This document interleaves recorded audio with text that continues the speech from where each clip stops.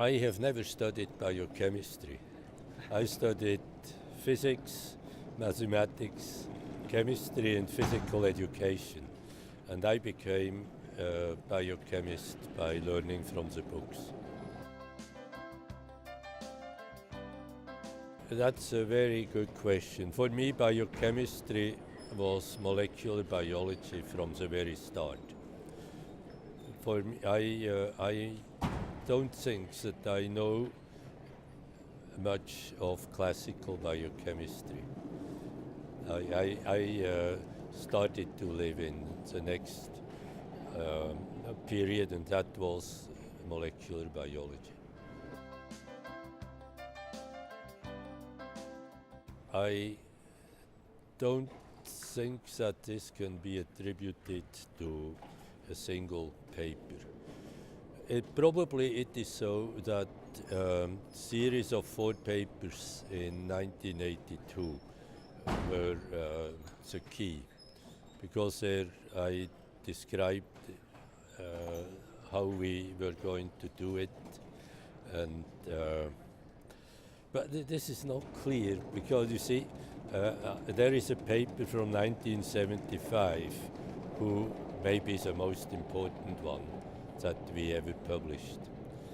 And then there are papers in the 1990s on prion proteins. There's a paper on Drowsy, which has a tremendous effect. Collection of different papers, different papers, which happened over 35 years. I think it's a real difficulty for today's young kids is that they are so far away from natural things. You see, the majority of kids live in the city. They hardly see a cow in their life. They don't have the touch for plants. And this is very different from my situation, who grew up on a farm.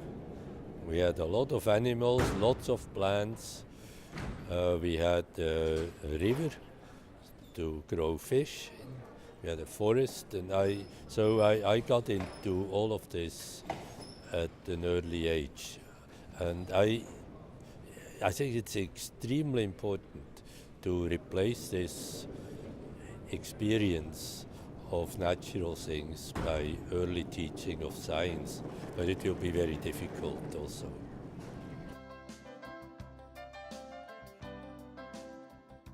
I was in a very special situation in high school.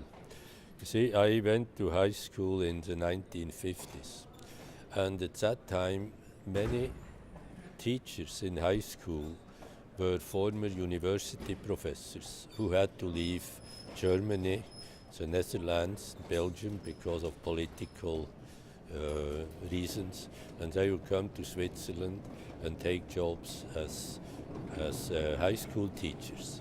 And also a career of a professor would very often start as a high school teacher. Just as I taught high school for 5 years before getting more seriously into science.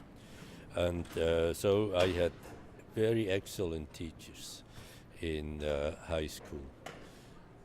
Excellent teacher in physics. We were doing experiments. We were doing experiments with Drosophila over weeks in high school.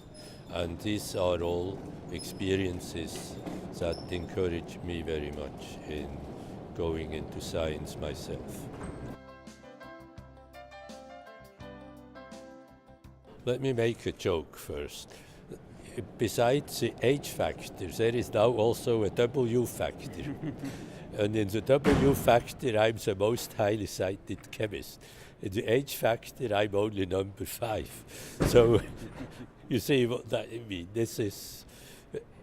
It is, I think it's on the one hand, you have to have something numerical to to judge the achievements also of scientists.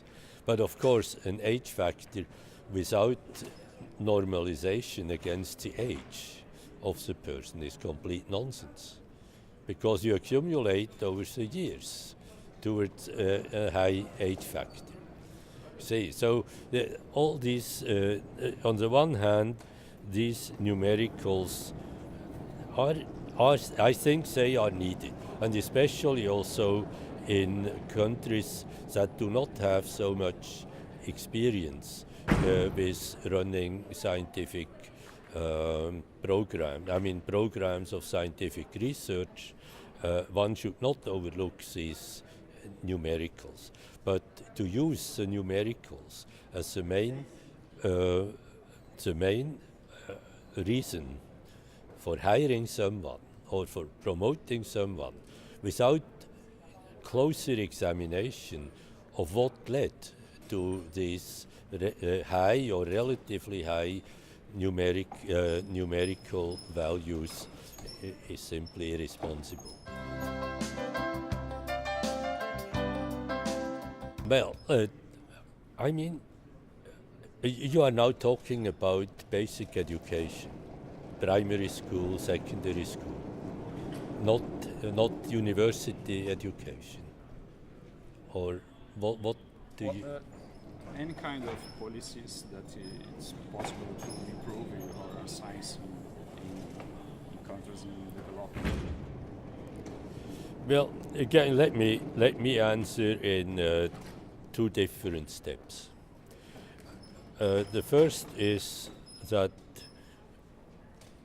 elementary schooling that leads people to read and to write is a human right. It should be a human right in each and every civilization. That's one thing. Sending a large percentage of the population to university training is probably not the best possible solution. You see, when you now go across Europe, then you have what we refer to as youth unemployment, which is 50% in Spain, 48% in France, 50% in Italy, and only in Germany, Austria and Switzerland we have essentially no youth unemployment. And we are the countries who send the lowest percentage of the population to university.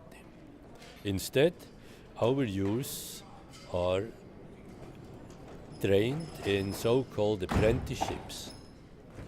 That means they go into a factory or into a small enterprise and they work there, and they go to school for 1 or 2 days a week, but they work in an industrial enterprise or in a university as apprentices. And that leads to two facts. One is that they have practical experience. They do not only know, but they also are able to do things. And furthermore, they already have connections.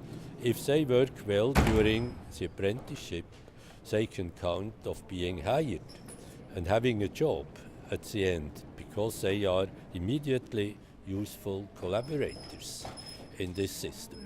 So you see, I have quite different opinions when you ask me if everybody should have the right for elementary education, I mean being able to read and write, and when you ask me should everybody be able to go to a university or a college. So I think that is not a reasonable solution, and we have plenty of evidence that more than 10 or 15% of the population are not really prepared or even willing or interested to go to university training.